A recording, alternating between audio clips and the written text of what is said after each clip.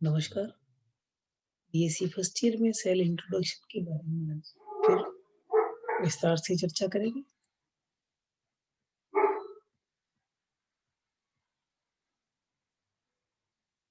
इसके तहत जो मेम्ब्रेन है इसमें मुख्य लिपिड और प्रोटीन से बनी होती है। छिद्र छिद्र रहित बहुरूपी प्रकृति की रचनाएं हैं। ये चपटी अथवा वल्लित अवस्था में पूर्ण खोल नलिकाओं के रूप में यांत्रिक आधार अथवा सीमाओं के रूप में क्रियाशील बनी रहती है।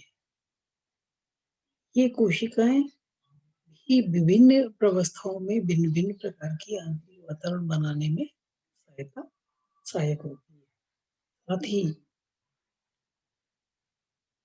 एसिटोसाइटोसिस और एंडोसाइटोसिस जैसी क्रियाओं का अर्धपारगम कला के रूप में संचालन करती है, क्योंकि सभी कोशिकाएं सार्वत्रिक तौर पर ये कई इकाई समान संरचनाएं पाई जाती है। इकाई सिद्धांत को प्रस्तुत किया गया है। यह सिद्धांत रॉबर्ट्स ने 1958 में प्रस्तुत किया है। सभी कोशिकाएं कलाएं लिपिड प्रोटीन प्रकृति एवं 75 एंगस्ट्रॉम मोटाई की होती है। यह मोटाई 3 घटकों प्रोटीन, लिपिड, प्रोटीन द्वारा निर्मित होती है तथा प्रत्येक घटक लगभग 25 एंगस्ट्रॉम होता है। इस प्रकार का यह त्रिस्तरीय रचना के रूप में रचित होती है। यह देखिए सेल का इलेक्ट्रॉनिक स्ट्रक्चर इलेक्ट्रॉन माइक्रोस्कोप से लिए हुए। ये central nucleus, nucleus, mitochondria, vacuoles, Golgi complex, centrioles, cell membrane, ribosomes, ER पर एंडोप्लाज्मिक रेटिकुलम।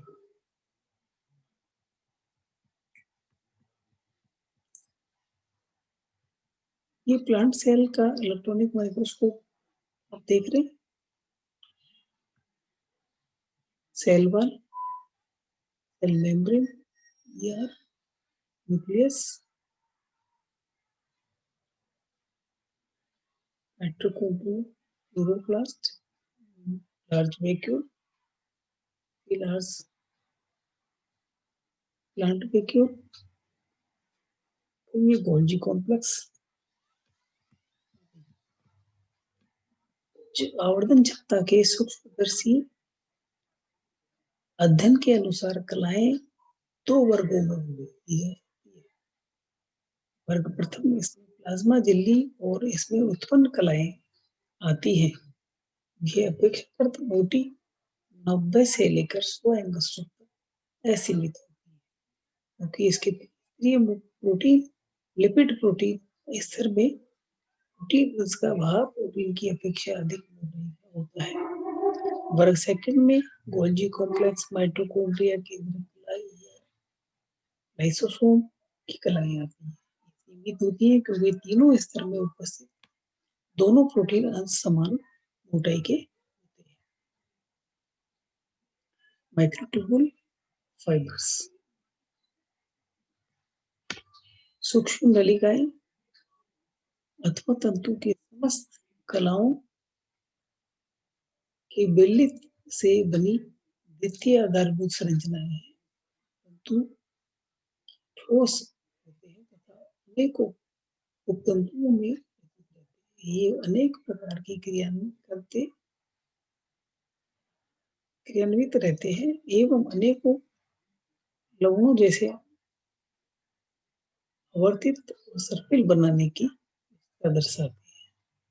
कार्य की दृष्टि से इन्हें पुनः 2 भागों में विभक्त किया है, एक सक्रिय और दूसरा अक्रिय संरचना। सक्रिय तंतु और अक्रिय संरचना। नंबर 1 में इंसर्ट स्ट्रक्चरल फाइबर्स इसमें अंत में कोशिकीय तंतु जैसे तान तंतु, क्रोनोफाइब्रिल्स, तंत्रिका तंतु, न्यूरोफिलामेंट्स तथा महाकोशीय तंतु तथा कोलेजन इलेक्ट्रिकल तंतु सम्मिलित किए जाते हैं। एक्टिव फाइबर में इसमें तंतु, कशाप,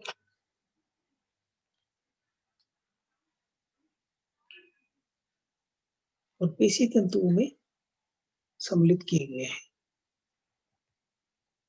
कण ग्रेनुल्स ये ठोस और खोखले तथा ठोस नलिकाओं के काट के होते हैं। इनमें सर्वाधिक ध्यान आकर्षित करने वाले कण राइबोसोम और माइटोकॉन्ड्रिया के बीच में पाए जाने वाले कण हैं। इस प्रकार उपरोक्त प्रेक्षणों के आधार पर कोशिका को त्रिअवस्था तक माना जाता है। आधुनिक शोध के आधार पर थ्रेडफोल्ड ने सुझाया कि इस कोशिका में 3 प्रकार की अवस्थाएं पाई जाती है: भाप अवस्था, आंतरिक और कला अवस्था। भाप अवस्था को एक्सटर्नल फेज कहते हैं और यह कोशिका का बाहर तरल अन्य वातावरण में होता है जो कोशिकाएं में केंद्रक तथा कला आबद्ध नालों वाहिकाओं द्वारा प्रवेश करता है। इन वाहिकाओं के भीतर प्रवाहित पदार्थ कोशिकीय होते हैं। ये भेदने और प्रवेश करने वाली संरचनाओं कोशिकाओं को भाप वातावरण के मध्य पदार्थों के आगमन सुगम बनाती है तथा एक लड़ापृष्ठीय क्षेत्रफल उपलब्ध कराती है। बड़ा फेस यह कोशिका द्वारा केंद्रक द्रव के मध्य एंडोप्लाज्मिक मध्यांश वाला भाग है। ये केंद्रक कला में उपस्थित रंध्रों द्वारा कोशिका द्रव से जुड़ा रहता है। मेम्ब्रेन फेज, थर्ड फेज, ये भाप अवस्था और आंतरिक अवस्था के मध्य बनाए हुए में किए रहता है, अर्थात दोनों के मध्य विभिन्न भौतिक रासायनिक गुण बनाए रखने में सहायता। इन दोनों सूचनाओं का प्रवाह हेतु माध्यम का कार्य भी करता है। उपरोक्त वर्णन से स्पष्ट है कि त्रिप्रावस्था संकल्पना कोशिका एवं उनके भाव वातावरण के मध्य होने वाली अन्योन्य क्रियाओं को समझाने में अधिक सहायता हुई है। इस दृष्टिकोण से यह स्पष्ट है कि केंद्रक भाव वातावरण में बिल्कुल अलग अलग नहीं रहता। हो सकता है कि वातावरण से कुछ सूचनाएं उन्हें परोक्ष प्राप्त होती है, इसलिए यह कुछ क्रियाओं को संचालित भी करता है। पूर्व में यह माना जा रहा था कि कोशिका द्रव्य रह वातावरण उद्दीपन द्वारा ही केंद्र की को सूचना प्राप्त होती है। ये उनके प्रतिक्रिया स्वरूप करता है। इसी के साथ ये आपका ये चैप्टर है यही खत्म होता है। कल हम नए चैप्टर की शुरुआत करेंगे। उसके लिए धन्यवाद।